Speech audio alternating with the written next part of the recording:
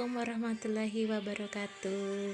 Jumpa lagi ya bersama Ibu Ponisi di dalam video pembelajaran pendidikan Pancasila dan kewarganegaraan. Apa kabar kalian semua anak-anak? Semoga kalian hari ini dalam kondisi sehat ya. Dan semoga kalian juga sudah siap untuk belajar. Silakan siapkan buku dan alat tulisnya karena kita akan segera mulai belajar ya. Untuk video pembelajaran kali ini, Ibu akan menjelaskan materi di kelas 9 ya. Bab pertama yaitu tentang dinamika perwujudan Pancasila sebagai dasar negara dan pandangan hidup bangsa. Tapi di dalam pertemuan kali ini, Ibu hanya akan menjelaskan tentang penerapan Pancasila dari masa ke masa.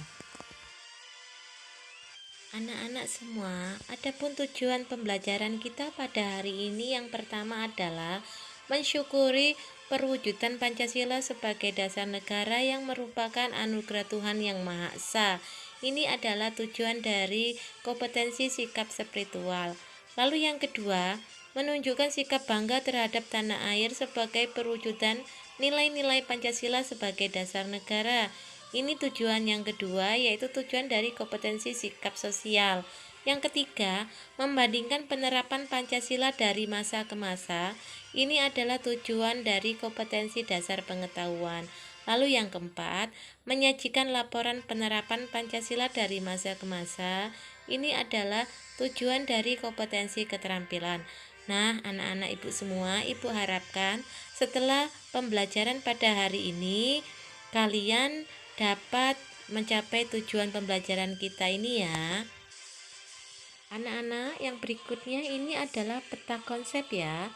Jadi yang akan kita pelajari di bab 1 ini adalah mengenai dinamika perwujudan Pancasila sebagai dasar negara dan pandangan hidup bangsa yang terdiri dari penerapan Pancasila dari masa ke masa, kemudian dinamika nilai-nilai Pancasila sesuai dengan perkembangan zaman, dan yang ketiga, perwujudan nilai-nilai Pancasila dalam berbagai kehidupan. Untuk video pembelajaran kali ini, kita hanya akan membahas tentang penerapan Pancasila dari masa ke masa. Nah, anak-anak sudah siap kan? Sekarang kita mulai belajar ya. Penerapan Pancasila dari masa ke masa. Yang pertama, masa awal kemerdekaan. Kita ketahui bahwa Pancasila adalah dasar negara dan pandangan hidup bangsa yang telah disepakati oleh seluruh bangsa Indonesia. Pancasila dalam perjalanannya mengalami beberapa perubahan dan tahapan-tahapan. Masa-masa tersebut adalah masa awal kemerdekaan, masa Orde Lama, masa Orde Baru, dan era reformasi. Kita mulai bahas satu persatu ya. Bagaimana kehidupan negara Indonesia dalam menjalankan dasar negaranya Pancasila di masa awal kemerdekaan, yaitu mulai dari tahun 1945 sampai dengan tahun 1959. Pada periode ini, penerapan Pancasila sebagai dasar negara dan pandangan hidup bangsa menghadapi berbagai masalah. Ada upaya-upaya mengganti Pancasila sebagai dasar negara dan penyimpangan terhadap nilai-nilai Pancasila. Upaya-upaya tersebut diantaranya, yang pertama, terjadinya pemberontakan yang dilakukan oleh Partai Komunis Indonesia atau PKI di Madiun pada tanggal 18 September tahun 1948. Pemberontakan ini dipimpin oleh Musso dengan tujuan utamanya adalah untuk mendirikan negara Soviet Indonesia yang berideologikan komunis. Dengan kata lain, pemberontakan tersebut akan mengganti Pancasila dengan paham komunis. Pemberontakan ini pada akhirnya dapat digagalkan. Selanjutnya, terjadi juga pemberontakan Darul Islam atau Tentara Islam Indonesia yang dipimpin oleh Sekar Maji Marijan Kartosuwiryo. Pemberontakan ini ditandai dengan didirikannya Negara Islam Indonesia oleh Kartosuwiryo pada tanggal 7 Agustus tahun 1949. Tujuan utama didirikannya Negara Islam Indonesia adalah untuk mengganti Pancasila sebagai dasar negara dengan syariat Islam, tetapi gerakannya bertentangan dengan ajaran Islam sebenarnya. Mereka melakukan perusakan dan pembakaran rumah-rumah penduduk, pembongkaran jalan-jalan kereta api, perampasan harta benda milik penduduk, serta melakukan penganiayaan terhadap penduduk. Upaya penumpasan pemberontakan ini memakan waktu yang cukup lama. Kartosuwiryo bersama para pengikutnya baru bisa ditangkap pada tanggal 4 Juni tahun 1962. Kita lanjut lagi ya anak-anak. Pemberontakan yang berikutnya terjadi di Maluku. Terjadinya pemberontakan Republik Maluku Selatan atau RMS. Republik Maluku Selatan merupakan sebuah gerakan separatisme dipimpin oleh Christian Robert Stephen Mukil, bertujuan untuk membentuk negara sendiri yang didirikan tanggal 25 April tahun 1950. Pulau-pulau terbesar adalah Seram, Ambon, dan Buru. Republik Maluku Selatan di Ambon dikalahkan oleh militer Indonesia pada bulan November tahun 1950, tetapi konflik di Seram masih berlanjut sampai dengan Desember tahun 1963. Kekalahan di Ambon berujung pada pengungsian pemerintah RMS ke Seram, kemudian mendirikan pemerintahan dalam pengasingan di Belanda pada tahun 1966. Lalu yang selanjutnya, pemerintahan Revolusi Republik Indonesia atau PRRI atau juga Perjuangan Rakyat Semesta yang dipimpin oleh Saripudin Prawira Negara dan Panji Samuel tahun 1957 sampai 1958 di Sumatera dan Sulawesi. Gerakan ini merupakan bentuk koreksi untuk pemerintah pusat pada waktu itu yang dipimpin oleh Presiden Soekarno. Soekarno pada saat itu sudah tidak bisa lagi diberikan nasihat dalam menjalankan pemerintahan sehingga terjadi ketimpangan sosial. Pemerintah pusat dianggap telah melanggar undang-undang pemerintahan yang sentralistis sehingga pembangunan di daerah menjadi terabaikan dan menimbulkan ketidakadilan dalam pembangunan. Oleh karena itu, timbullah inisiatif dalam upaya memperbaiki pemerintahan di Indonesia. Lalu yang berikutnya, Angkatan Perang Ratu Adil atau disingkat dengan APRA. Angkatan Perang Ratu Adil merupakan milisi yang didirikan oleh Kapten KNIL Raymond Westerling pada tanggal 15 Januari 1949. Westerling memandang dirinya sebagai sang Ratu Adil yang diramalkan akan membebaskan rakyat Indonesia dari tirani. Westerling bersekongkol dengan Sultan Hamid II, berusaha mempertahankan negara federasi yang dibentuk Belanda untuk melawan Negara Kesatuan Republik Indonesia yang dipimpin oleh Soekarno-Hatta.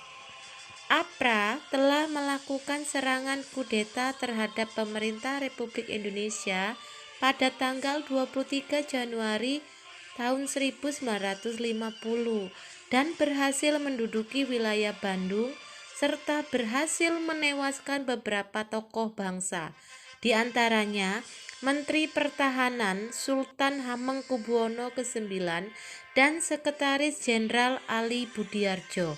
Namun, kudeta yang dilancarkan Westerling mengalami kegagalan, sehingga dia terpaksa melarikan diri ke Singapura.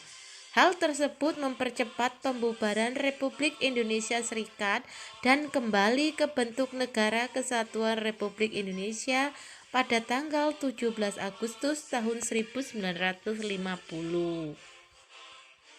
Berikutnya, perubahan bentuk negara dari Republik Indonesia Serikat menjadi Negara Kesatuan Republik Indonesia. Sedangkan yang berlaku adalah Undang-Undang Dasar sementara tahun 1950. Dalam perjalanannya berhasil melaksanakan pemilu pertama di Indonesia pada tahun 1955 yang selama itu dianggap paling demokratis.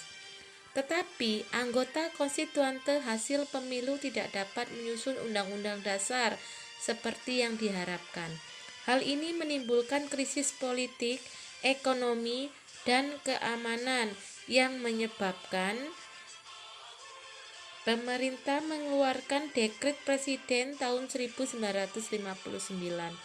Dekret tersebut dikenal dengan Dekret Presiden 5 Juli tahun 1959 yang berisi 1. Membubarkan Badan Konstituante, 2. Undang-Undang Dasar tahun 1945 berlaku kembali dan Undang-Undang Dasar sementara tahun 1950 tidak berlaku, serta segera akan dibentuk MPRS dan DPAS. Pada periode ini, dasar negara tetap Pancasila, akan tetapi dalam penerapannya lebih diarahkan seperti ideologi liberal yang ternyata tidak menjamin stabilitas pemerintah. Kita lanjutkan ke masa yang berikutnya ya, masa Orde Lama. Periode ini dikenal sebagai periode demokrasi terpimpin. Demokrasi terpimpin merupakan sebuah sistem demokrasi yang keseluruhan keputusan dan pemikiran dalam pemerintahan negara berpusat pada pemimpin negara. Pemimpin negara saat itu adalah Presiden Soekarno. Demokrasi terpimpin dicetuskan oleh Presiden Soekarno karena banyaknya gerakan separatis yang menyebabkan ketidakstabilan negara. Tersendatnya pembangunan ekonomi karena sering terjadinya pergantian kabinet sehingga program pembangunan yang dirancang oleh kabinet tidak berjalan secara utuh, serta badan konstituante yang gagal menjalankan tugasnya untuk menyusun undang-undang dasar. Oleh karena itu, Presiden Soekarno mengeluarkan Dekret Presiden pada tanggal 5 Juli tahun 1959. Ada beberapa penyimpangan yang terjadi di masa Orde Lama terhadap Pancasila. Di antaranya adalah yang pertama, Presiden Soekarno ditetapkan sebagai presiden seumur hidup berdasarkan TAP MPRS nomor 20 tahun 1963. Lalu yang kedua, Presiden mengeluarkan penetapan Presiden nomor 3 tahun 1960 pada tanggal 5 Maret tahun 1960 yang membubarkan DPR hasil pemilu tahun 1955. Yang ketiga, Presiden membentuk MPRS yang anggota-anggotanya terdiri atas anggota DPR GR, utusan daerah, dan utusan golongan yang semuanya diangkat serta diberhentikan oleh Presiden. Pada periode ini juga terjadi pemberontakan yang dilakukan oleh Partai Komunis Indonesia pada tanggal 30 September tahun 1965 yang dipimpin oleh DN Aidit. Tujuan pemberontakan ini adalah menjadikan negara Indonesia sebagai negara komunis yang berkiblat ke negara Uni Soviet, serta mengganti Pancasila dengan paham komunis. Namun, pemberontakan ini dapat digagalkan dan semua pelakunya berhasil ditangkap dan dijatuhi hukuman sesuai dengan perbuatannya. Kita lanjut ke masa yang berikutnya ya, yaitu masa Orde Baru. Era demokrasi terpimpin di bawah pimpinan Presiden Soekarno mendapatkan tamparan yang keras ketika terjadinya peristiwa tanggal 30 September tahun 1965 yang disinyalir didalangi oleh Partai Komunis Indonesia atau PKI.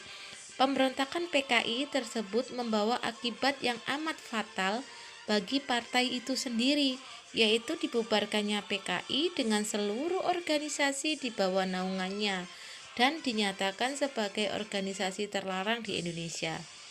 Begitu juga dengan Presiden Soekarno yang kedudukannya sebagai pimpinan besar revolusi dan Panglima Angkatan Perang Indonesia. Secara pasti sedikit demi sedikit kekuasaannya berkurang, bahkan lengser dari jabatan sebagai presiden. Hal tersebut terjadi dengan dikeluarkannya pengumuman penyerahan kekuasaan kepada Jenderal Soeharto sebagai pengemban ketetapan MPRS nomor 9 MPRS 1966 pada tanggal 20 Februari tahun 1967. Perpindahan kekuasaan ini dikukuhkan oleh MPRS dalam sidang istimewanya tanggal 7 Maret tahun 1967 yang dituangkan dalam Tab MPR nomor 33 tahun 1967, yakni mencabut kekuasaan pemerintah dari Presiden Soekarno dan mengangkat Soeharto sebagai pejabat presiden hingga dilaksanakan pemilihan umum. Era Orde Baru dalam pemerintahannya dimulai setelah melalui masa yang transisi yang singkat, yaitu antara tahun 1966 sampai 1968. Pada masa ini, Presiden merupakan pengontrol utama lembaga negara lainnya, baik yang bersifat suprastruktur maupun yang bersifat infrastruktur. Pada masa ini, kebebasan politik sangat dibatasi, yaitu dengan jumlah partai politik yang terbatas yang hanya terdiri dari Partai Persatuan Pembangunan atau P3, Golongan Karya Golkar, dan Partai Demokrasi Indonesia atau PDI. Dibatasinya kebebasan pers dan kebebasan berpendapat terbukti dengan banyaknya kasus di Brandel, beberapa surat kabar ataupun majalah hingga dicabut surat izin terbitnya. Selain itu, terjadi juga kasus-kasus pelanggaran terhadap hak asasi manusia, seperti contohnya kasus Tanjung Priok, kasus Marsina, dan lain-lain. Pancasila secara murni dan konsekuen dalam kehidupan bernegara selalu mengalami pasang surut. Dalam pemerintahan Orde Baru juga terdapat kelebihan dan kelemahannya terhadap penerapan Pancasila maupun Undang-Undang Dasar tahun 1945. Kita lanjut ke masa yang berikutnya ya, masa reformasi. Ini berlangsung dari tahun 1998 sampai dengan sekarang. Pada masa reformasi, penerapan Pancasila sebagai dasar negara terus menghadapi berbagai tantangan. Penerapan Pancasila tidak lagi dihadapkan pada ancaman pemberontakan-pemberontakan yang ingin mengganti Pancasila dengan ideologi lain, akan tetapi lebih dihadapkan pada kondisi kehidupan masyarakat yang diwarnai oleh kehidupan yang serba bebas. Kebebasan yang mewarnai kehidupan masyarakat Indonesia saat ini meliputi berbagai macam bentuk, mulai dari kebebasan berbicara, berorganisasi, berekspresi, dan sebagainya. Kebebasan tersebut di satu sisi dapat memacu kreativitas masyarakat, tapi di sisi lain juga bisa mendatangkan dampak negatif yang merugikan bangsa Indonesia sendiri. Terdapat beberapa hal negatif yang ditimbulkan sebagai akibat penerapan konsep kebebasan yang tanpa batas, seperti munculnya pergaulan bebas, pola komunikasi yang tidak beretika, peredaran narkoba dan minuman keras, aksi anarkisme serta vandalisme sehingga memicu terjadinya perpecahan dan penurunan moral. Tantangan lain dalam penerapan Pancasila di era reformasi adalah menurunnya rasa persatuan dan kesatuan di antara sesama warga bangsa saat ini. Hal ini ditandai dengan adanya konflik di berbagai daerah, tawuran antara pelajar, serta tindakan kekerasan yang dijadikan sebagai alat untuk menyelesaikan permasalahan. Peristiwa-peristiwa tersebut dapat menimbulkan konflik antar warga dalam kehidupan bermasyarakat. Seolah-olah wawasan kebangsaan yang dilandasi oleh nilai-nilai Pancasila yang lebih mengutamakan kerukunan telah berkurang dari kehidupan masyarakat Indonesia. Selain tantangan-tantangan tersebut, Saat ini Indonesia dihadapkan pada perkembangan dunia yang sangat cepat dan mendasar. Seiring dengan berpacunya pembangunan bangsa-bangsa, dunia saat ini sedang terus dalam gerak mencari tatanan hubungan baru, baik di bidang politik, ekonomi maupun pertahanan dan keamanan. Walaupun bangsa-bangsa di dunia semakin menyadari bahwa mereka saling membutuhkan dan saling bergantung satu sama lain, namun persaingan antar kekuatan besar dunia dan perebutan pengaruh masih berkecamuk. Salah satunya cara untuk menanamkan pengaruh kepada negara lain adalah melalui penyusupan ideologi, baik secara langsung maupun tidak langsung. Kewaspadaan dan kesiapan harus kita tingkatkan untuk menanggulangi penyusupan ideologi lain yang tidak sesuai dengan Pancasila. Hal ini lebih penting artinya karena sebagian besar bangsa kita termasuk masyarakat berkembang. Cita-cita bangsa dan negara Indonesia dalam mewujudkan masyarakat Indonesia yang adil dan makmur berdasarkan Pancasila dan Undang-Undang Dasar Negara Kesatuan Republik Indonesia tahun 1945 harus selalu menjadi semangat untuk mencapainya. Maka diperlukan komitmen bersama seluruh rakyat Indonesia untuk mempertahankan serta melestarikan nilai-nilai Pancasila dalam kehidupan sehari-hari di segala aspek kehidupan.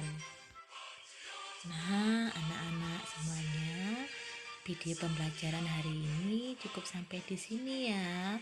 Semoga video pembelajaran ini dapat membantu anak-anak belajar dan dapat membantu kalian semangat untuk bermotivasi belajar pendidikan Pancasila dan kewarganegaraan. Sampai jumpa lagi ya di video-video pembelajaran berikutnya. Tetap semangat, tetap jaga kesehatan. Sampai berjumpa lagi. Salam Pancasila.